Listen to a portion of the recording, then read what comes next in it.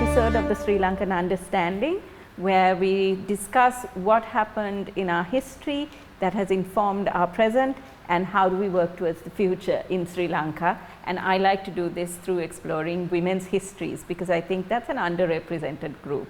And today I want to talk about women and accountable governance in Sri Lanka. A bit of a contentious issue, but nevertheless it's a conversation that needs to happen, especially when it comes to policy in Sri Lanka and accountability. And we are having this conversation in this beautiful space. I mean, there's no better space to represent Sri Lankan history. Here is the Maitland Stateroom of the Mount Lavinia Hotel, our location sponsor. And to have this conversation is someone who's no stranger to the cameras and no stranger to the conversation on accountability, Bhavani Fonseka. Thank you so much for being here. Bhavani is a researcher, a lawyer. She's a senior researcher at the Center for Policy Alternatives. And Bhavani's had a lot of conversations on accountability out in the public eye. So this is one more. But I think specifically from a female lens, and how has governance and how has this lack of accountability in our country affected women specifically. So if I can start the conversation off there, Bhavani, if you can tell me historically, how have women played a role in political and civic life, and how has this, in the context of accountability, how has that impacted women in a different way from what it has done for men? Okay, so thank you, Shanuki, for inviting me and for doing this, because not everyone wants to have these conversations. But they need to be had. It needs to be had, and especially at this moment when we have a relatively new government. There is the culture is such that there is this recognition change has to happen. We have the highest number of women members of parliament at the moment, 22. Not high enough in my opinion, but still high compared to the previous parliaments. And we have a very popular prime minister who has come to the office not because of her family ties or that kind of background, which is kind of the norm in South Asia.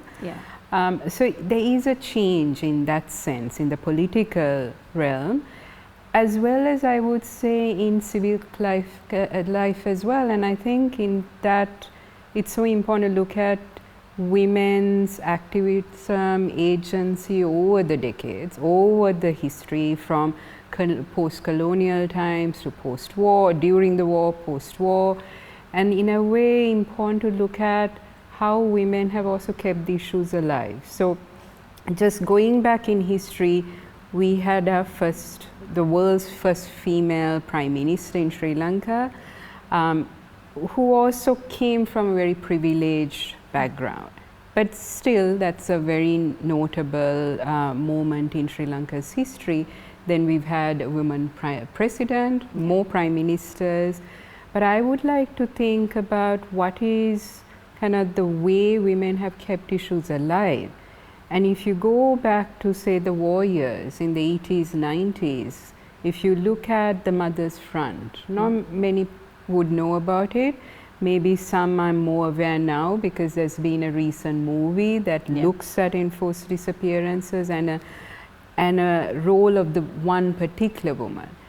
But over the decades, women have really agitated and been active on specific rights.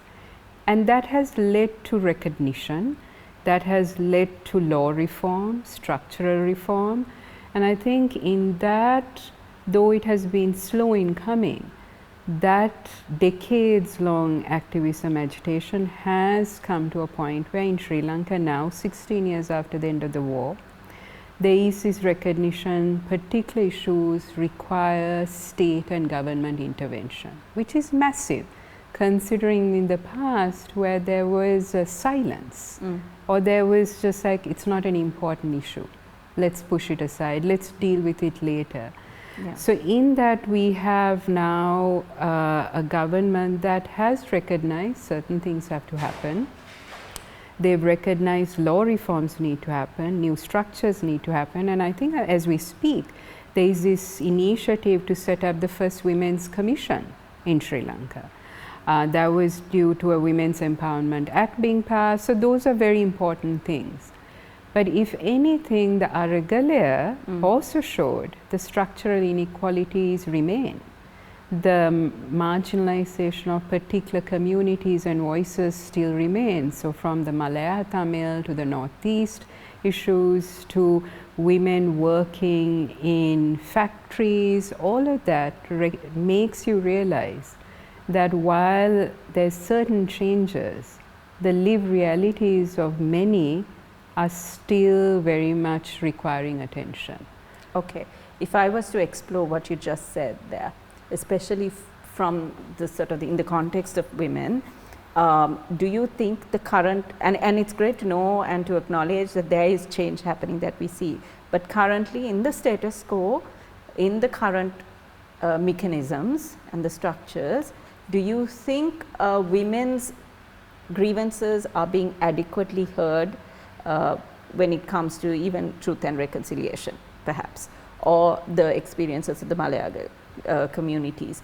We see it on the media, but do you think the mechanisms in place are actually addressing them and solving these issues in a sustainable way, or is it just like a one and done kind of appeasing situation? So I would say unfortunately not.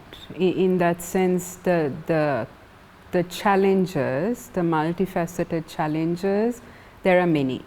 So I would say there are some that have been addressed, but not enough.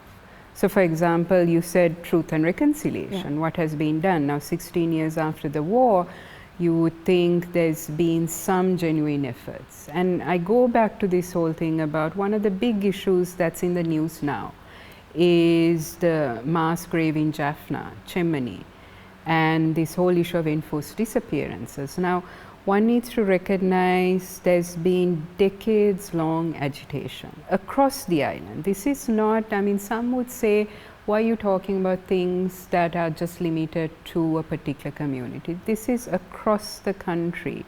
And if anything, the movie that has raised a lot of questions this year raises the fact that the enforced disappearances Mother's Front is across communities, across voices. And it's not just women, but largely women who kept the issue alive.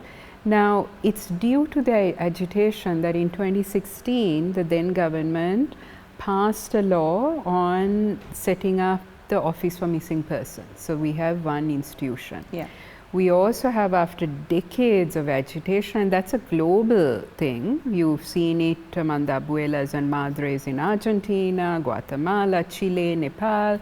This whole issue of recognition and criminalization of enforced disappearances. And Sri Lanka finally has a law that criminalizes enforced disappearance. Very important law. That didn't happen in a vacuum. That happened because mothers, women were at the forefront, demanding for answers, demanding for justice. Now, two laws were passed. But the question is, has it made a huge difference? And you see mothers still demanding for answers, still protesting, and sometimes protesting under immense scrutiny and pressure. So you realize that there are segments still searching. The whole issue of the Chemmani mass grave has raised this issue. Decades later, shouldn't communities, shouldn't women know what happened? Now, I also want to take us back to the 1990s when one emblematic case happened, the Krishanti Kumaraswamy case, which is very important because the prosecutor was a woman prosecutor. One of the few cases that went through the justice system. It also went through because the then President Chandrika Kumaratunga also recognized that this needed to be done. So women played a key role in raising the issue, making sure justice happened. But many victims from that time, if one looks at the present focus in that area, are still searching. So back to your question, in terms of there is some work done, but not enough. Not enough. And we have a long way to go and a lot more to talk about, but we will be back soon after this short break.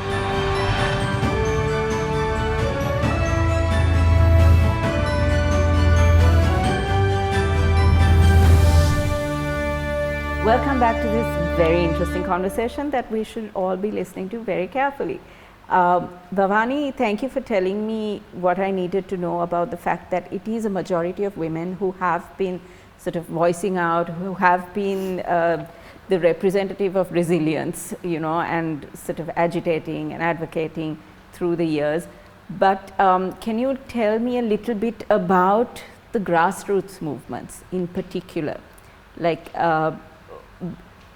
how is that working out? Because you have sort of in the Aragale context or whatever, you have like women who are in the public eye, in the mainstream, speaking out and all that. But how are the grassroots movements working? How are the women in rural sectors sort of coming forward and voicing out and asking for accountability and justice?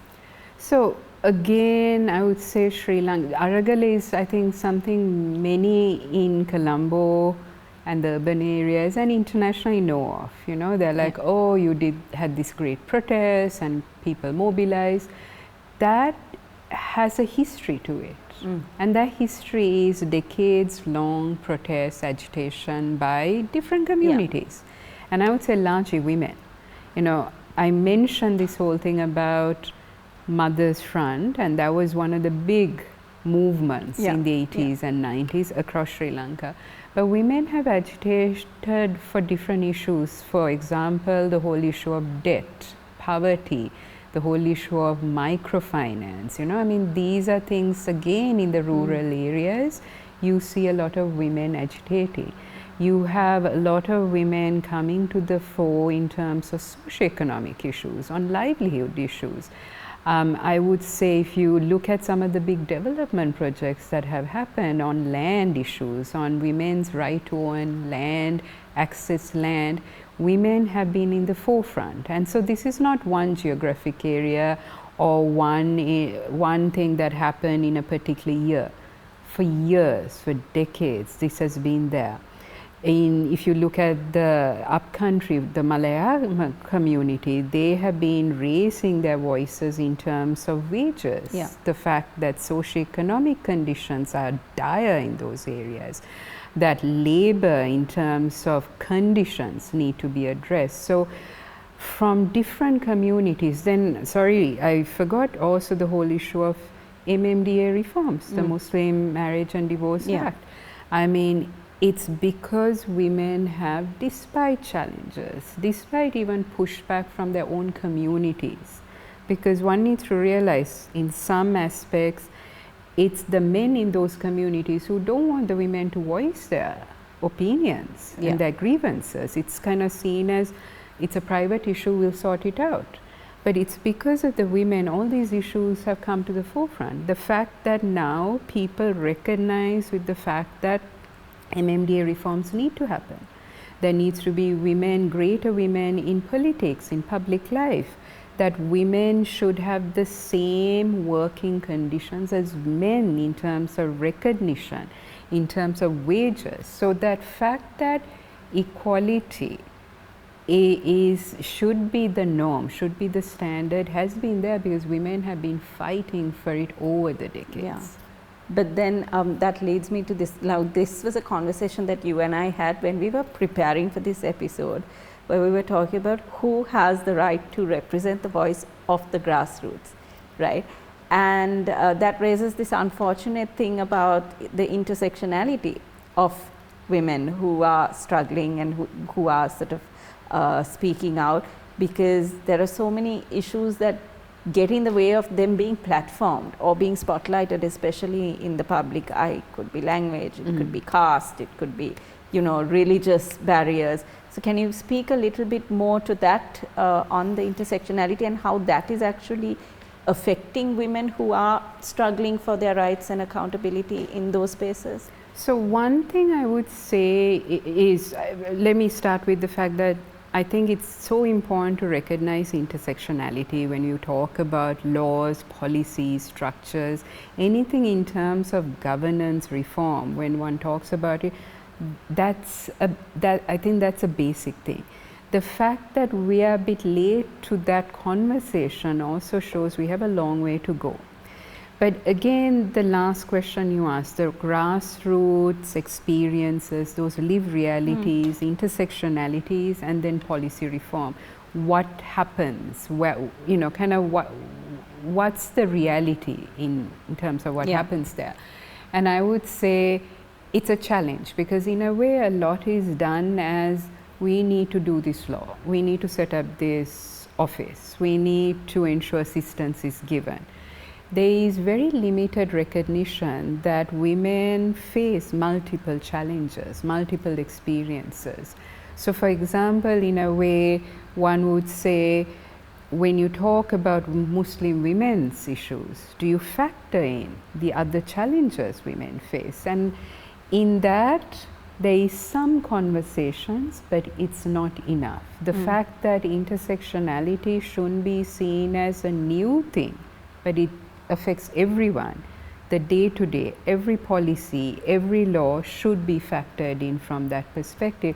Now, with the economic crisis, I think there is greater recognition that from class to gender to race, language, all of those things need to be key aspects when drafting a policy. When drafting, for example, an assistance scheme, that there needs to be those things looked at. Does it always happen? I would say we have a long way to go. Yeah, because I would imagine the policy briefs and the policy analysis, the gap analyses that are done, if they're not capturing these lived experiences simply because that woman doesn't have the access to share. But so this is the thing, and I think considering the last few decades, we have made strides. So now when, for example, you know, I go back to some of the consultation processes that have happened over the years, from the consultation for a new constitution, which actually at that time had the now Prime Minister part of that process, to the consultation task force that went around the country. We saw so many women coming and engaging with this. We've had commissions of inquiry, like the Lessons Learned Commission of Inquiry and all of that, where women have really come out and wanted to be heard. Yeah. And those reports capture that. So I feel some work has been done, and women have really been at the forefront pushing to be heard. But there are still setbacks. There are still challenges, even as basic as, can they travel long distances? What is the security issues? Are they being considered? What is the language issue? Yeah. I know with some state initiatives, they go and assume everyone will speak in Sinhala when they're Tamil speakers. So there are still barriers that need to be addressed. But there is some work being done as well. There is learning, at least now there is learning and recognition of what those barriers are. We will talk about this more when we come back after this short break.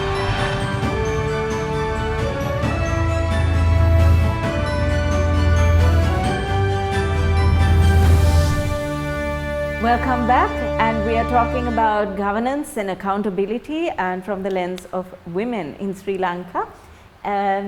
So we talked about how sort of there is a lot of intersectionality that we need to be aware of when it comes to representation in asking for policy reform and justice. But can you speak for how the role of storytelling, how that plays a large role in giving women spaces and platforms to voice out and to share lived experiences, and maybe a few examples of what CPA might have done, for instance. I am aware of, you know, what CPA has done to highlight the Malayaga community's grievances, but if you can just tell us a little bit about that and other, you know, storytelling platforms that have been created, or, you know, initiatives that have been taken. So to say there are so many work that is being done, and some really excellent one, including by women, like the Sisterhood Initiative that really captures women's perspectives, and many others. So it's not one entity, and I think that's very important, and I'm so glad there's multiple actors doing it. But also the multiple actors doing it shows kind of the many challenges. So one of the things we do, and I mean I think many others do, is speaking directly to those who are affected and trying to understand their experiences. And that's why it's so important to have these exhibitions and the narratives captured. The Theekata was done by some of my colleagues at CPA, which really captured the lived experiences of the Malayalam community and brought it to Colombo, but also took it around, took it back to the communities to kind of showcase. And it's remarkable how many people still don't understand some of the challenges and the structural inequalities that communities face and citizens of this country this day face. Because I would say some live in this kind of notion that so many years later everything is okay, and you realize no, it's not. So the storytelling that has been done by different actors, different entities, capture, for example, Muslim women's voices, and I think that has informed the reforms of the MMDA. The work done in the conflict affected areas capture the fact that there are war widows, there are female headed houses, large numbers. There are women protesting, demanding for justice, for accountability on a regular basis. So that storytelling, if done right, if done responsibly, and also giving women that platform is so critical. But it also informs state processes. This is not just local community groups or civil society doing. State processes over the years have also done it. I mentioned before we had the Lessons Learned and Reconciliation Commission post-war, appointed by Mahinda Rajapaksa, that went around the country. Such an important initiative as for the first time in the post-war that women were able to engage, and that report is public. Now, in the more recent years, we had consultations for a new constitution, we had consultations for transitional justice mechanisms, and a large number that came about were women, and those voices are now captured in state reports. Now you have those in government who also were part of some of these initiatives. Yesterday I was listening to our new mayor, who was part of some of these initiatives to capture women's voices. So I would say, if done right, if done in a responsible manner, these are very powerful ways of capturing lived realities, but raising the fact that there are problems that require urgent attention by different stakeholders. The government is one, the state is one, but there are so many others, including the citizen. What is the citizen's role is so critical in this moment. And just to, I think, remind us, because again I keep going back to the Aragalia, there was a moment where there was an awakening among the citizens that something had to change, and the slogan of system change didn't happen in a vacuum. That system change didn't mean it was just up to the government to change it. It's up to the citizen to take ownership and to step up. Which is going into my final question then. Thank you for bringing it up, which is citizen activism or citizen mobilization, because social justice is everybody's thing, right? I mean, you can't say I'm not an activist and stay out of something that will affect you and those around you. But at the same time, like you mentioned, citizen activism, there are the right ways to do it, and there are maybe harmful ways that you, with the best of intentions, you do something and you're really not helping the cause. So Bhavani, can you maybe advise the younger women or younger people? Young at heart. Young at heart, even those young at heart who are trying new ways of advocating for accountability and justice. What is it that they should be aware of? So one thing is so important to learn from what has been done. You know, I think a lot, and you're quite right, there was this kind of enthusiasm to engage when Daragale happened, without recognizing that so for decades communities have been agitating, and that it was, I think, unfair that some people just thought, oh, this is the moment, we've done it, when across the country there were many who were doing it. So recognizing what has been done in the past, learning from it, learning to improve, I think that's so important, and looking at, in a way, going back in history, who has done what, and understanding, you know, having this respect for the work done, but being so kind of keeping focus, because I keep saying eternal vigilance is required for our freedom. We cannot be complacent. You know, the fact that there is a change in government, but a change in culture didn't happen in the last 2-3 years alone. So how do you build on it? How do you work together? How do you sharpen those initiatives that could do better? And I would say it's not just social media. I think the fashionable thing would be Instagram and TikTok. That's what many want to do. But the hard work also is to have a simple conversation, to hear people. So I would say agitation, mobilization, activism should not be kept to a siloed approach. Look at what others are doing, try to work with others, that's important. Try to listen to others, that's also key. Yeah. It's not just working at a level that's fashionable, where the kind of, in a way, it's easier. Yeah. But understand what others are doing and try to link up. So a multifaceted approach, listening to each other, but keep going, because it takes decades, it takes a village in a way to do this. So it's and so even important. with positive changes, I would imagine there's still that need for constant vigilance, to use your word, for accountability. And one other thing is, I mean, I keep thinking about it, never erase other people's voices, you know. Chimamanda Adichie talks about the single story, don't get into that. There are multiple stories, there are multiple experiences. I think that's important, that this is a plural country and we need to be able to respect that.